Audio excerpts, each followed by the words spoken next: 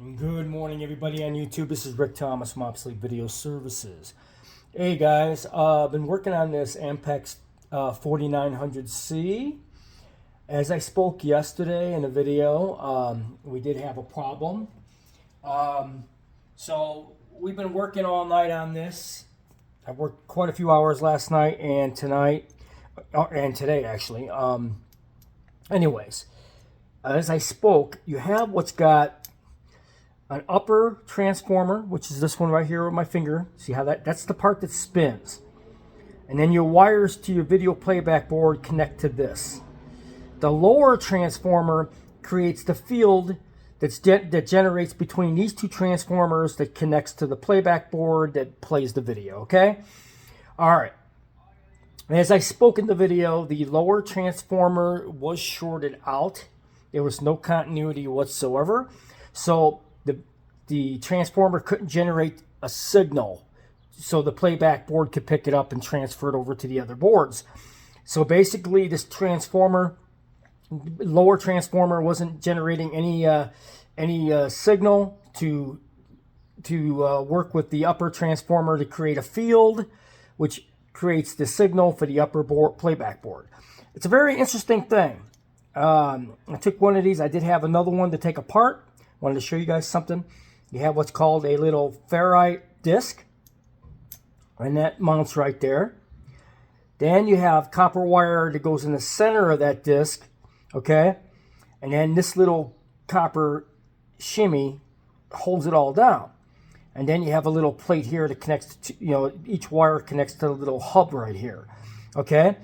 Anyways, that creates the field for the transformer above it. It's like this one has the coil in it. This one has the coil in it, like a motor. When you have a motor and it's spinning between the ferrites inside the housing, it creates an electrical field. Well, that's what this does. It creates an electrical field for a video, and then the upper board does all the sync and everything else, and the IF and all that to produce the signal that travels to the servo board and the modulation board. So it's like a process. All right. Well, this lower transformer part of this transformer was shorted out. I had to rebuild that last night, and boy, oh boy, did I have to come up with some ingenious ways of doing this. I had to come up with winding wire to fit this little housing on this thing. The actual grooved out part of this ferrite. It's a perfect round thing. So I had something that was perfectly round that I was able to wrap the wire around, and I was able to make it really snug and glue it with just a little crazy glue in a couple little spots, and then I was able to install the wire in the housing.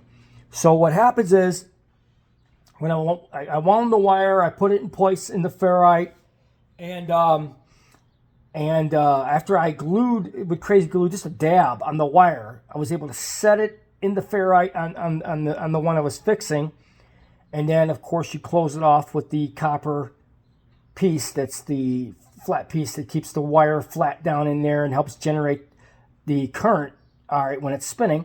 So I was able to wound the wire, put it in place, put the copper piece back down on it, and then resolder it to this mounting plate, one wire of each one of those. All right, so we got the wound, and I was right, it was about 2 ohms, which is about how much wire was in there, so about 2 ohms, so we're pretty close. So we wound it, we glued it, we put it back together, got the wire in there. Okay, now the big test is, does it work? All right, so let me just show you real quick on here. Okay, here's the upper one, which you have 2 wires for the video head. You should have a continuity, which you do. See, we do have continuity. All right. Now the one on the bottom is the one we want to have continuity on. So when we touch these 2 points right here, with it unplugged from the video head, that'll just show me the continuity of just the coil. There you go. We now have continuity. So we got continuity on the bottom, and we got continuity on the top, and then when I plug the wires in, we'll have continuity from the video head going to the bottom, generating the current and then it will transform to the upper transformer, which will also pick it up to go to the playback board. So I think we solved this issue. It wasn't producing any generated signal through the transformer to the playback board to move down the rest of the boards. These things are a real pain in the ass, especially for these video heads. This is the shittiest design I've ever seen for a video head.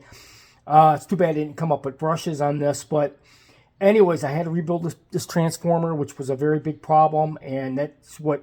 So now we have continuity here, continuity here, continuity here. So all three of these work together to create a signal that goes directly to your playback board, all right, which plugs in here.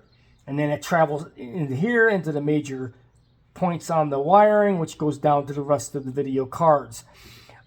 This is not an easy machine to work on, guys. As I spoke, there is no parts for these machines. Everything I'm doing is bust-ass work, and it's thinking outside of the box to create and recreate parts to make this work. There is no parts to fix these machines. None. So you have to come up with a serious solution on a lot of this stuff. So I hope you guys enjoyed this video.